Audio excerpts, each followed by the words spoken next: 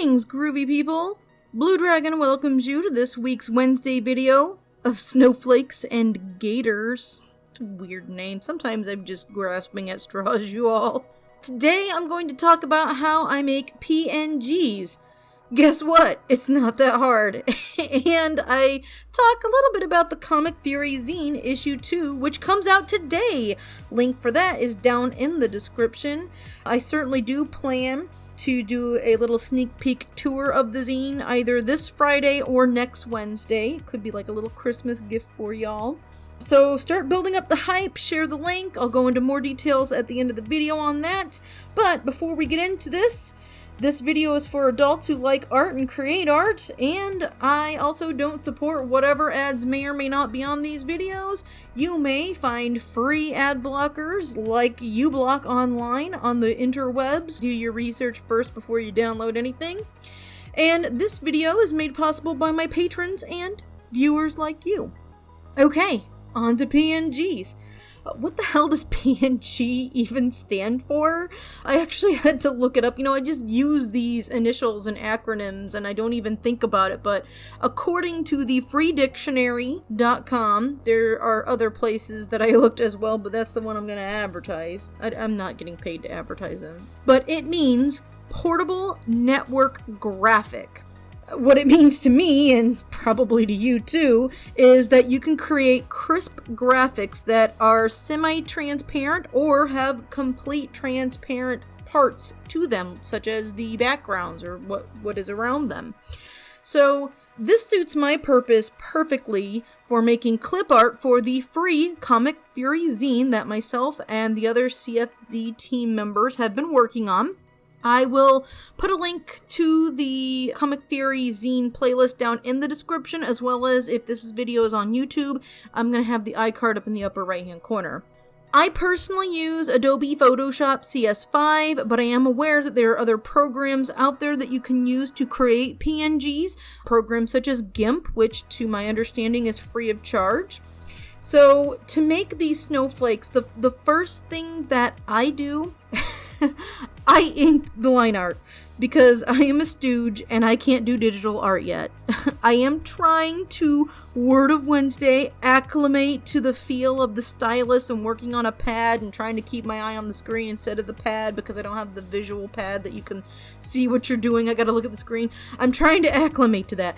But for right now, I wanted to make sure that things look professional, so I just used what I'm comfortable with. I inked it. At any rate, to create a PNG like my little snowflakes that I'm working on in the background, you will need to create the line art however you want to, whatever makes your heart happy, however you desire. You can do it digitally, or you can ink it like me and then scan it in. If you scanned in the black ink like I did, clean up your line work. I kind of do that along the way. I'm a hot mess. I sometimes do it beforehand, sometimes I do it while I'm working. But however you do it, clean up your line work, make it look kind of nice. The way I generally speaking will do it is I will change the background layer to an editable layer. Editable? I hope that's a word. I don't even know. To a layer you can edit. By double clicking on that layer that says background, and then a window will pop up and you can name the layer. I'll either leave it as layer 1 or I'll name it depending on how many layers I plan on having. Then what I will do is I will use the wand tool by hitting the W key, or you may also select it from the toolbar, but I'm lazy. I use the shortcuts. I haven't got time for that, but I will make sure that contiguous is deselected. There's no check mark, no X in that box.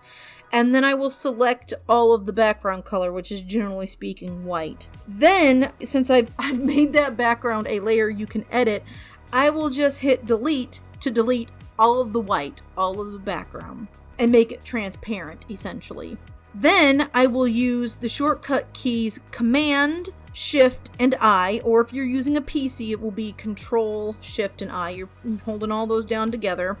And that will select the inverse of what you had selected. So now all my line work will be selected, You may also hit Command D or Control D to deselect and then use the wand tool, W, to select all of the black outline. Either way, you want to make sure that the black line or whatever color line is selected. At that point, I will use the bucket tool or the fill tool by pressing G or finding it on the toolbar. And I will make sure that the fill color is whatever color I want. If it's white, as is the case in this video, I will hit the X button. If you hit X, it'll flip the color palette easily enough, and then I will have the white selected as the main color, and then I will just click the bucket tool over the line work that I want to be the new color. In this case, I'm using white because I want the snowflakes to look white, as snowflakes tend to be.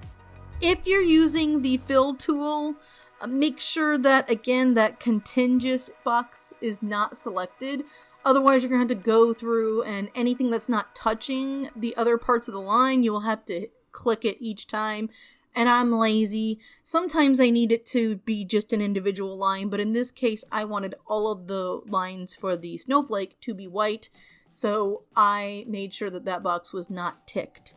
You may, if you're using a light color as I am, you may want to create a separate layer with a darker solid background that you put underneath the image layer like I did. I have a blue background so that I know what it's going to look like when I'm finished. You'll see that I'm doing that, but when I go to save it as a PNG, I hide that layer so that it's not visible when I save it, so that the background will indeed be transparent, which is what I want.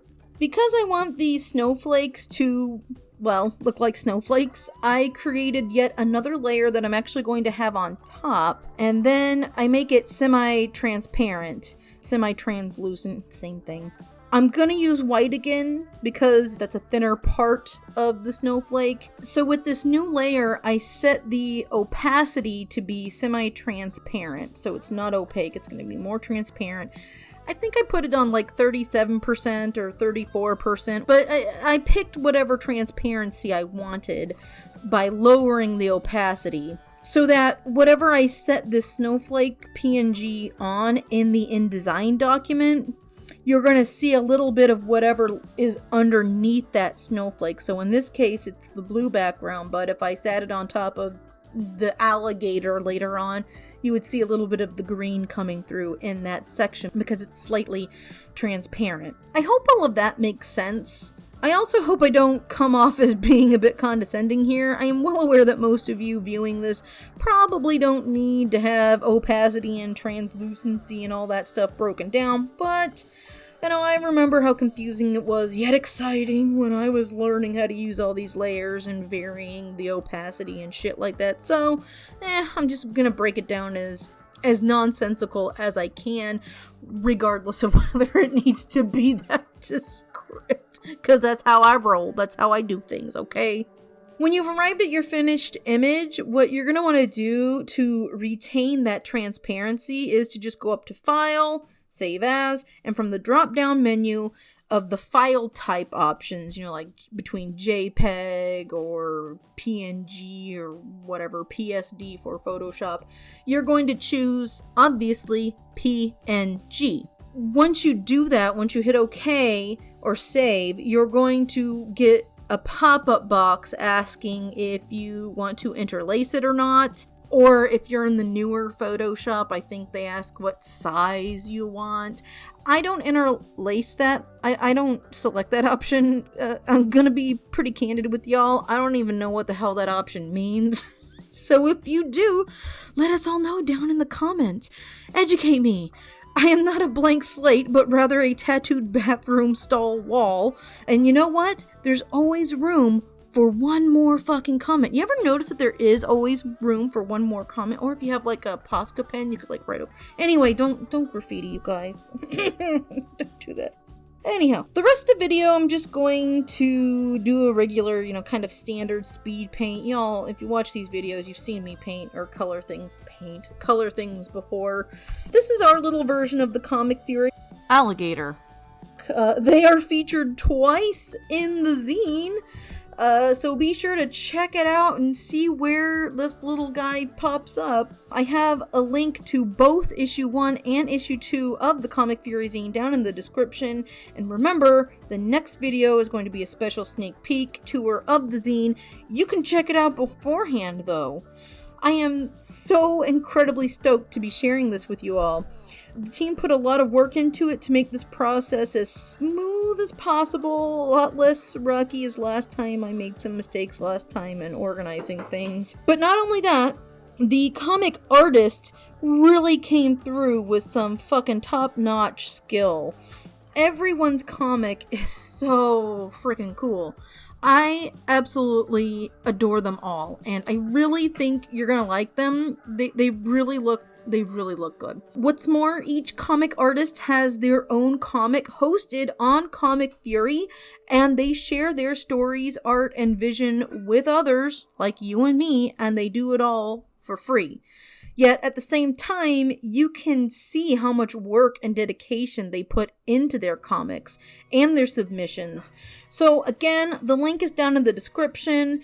It's free to download, it's free to read, it's free to share. You can print it. We just ask that you do not sell it. Any printing costs that are incurred, if you decide to do that, that's on you. You can't sell it because we are under a Creative Commons license. Got to keep it all together too. Don't tear pages out or share one page and not the whole thing. It's got to stay together because it's the Creative Commons license for no derivatives, attribution given, and non-commercial. That's the way that we do it, just to keep everything fair to the artists, since we can't pay them for their submissions and we ourselves are not getting paid for anything. But yeah, definitely share it. I mean, why would you tear it apart anyway? The whole thing is fucking awesome, so why would you do that? Nobody would do that. No one's gonna do that.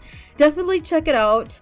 Speaking of submissions, some of the people who didn't feel like they had the time to submit a comic wanted to submit their characters to our splash page and did so. We had a call for splash page characters because we want to have like a little community collaboration image, and that is at the end of the zine, and you can see the really cool characters from people's various comics down in that last page of this zine.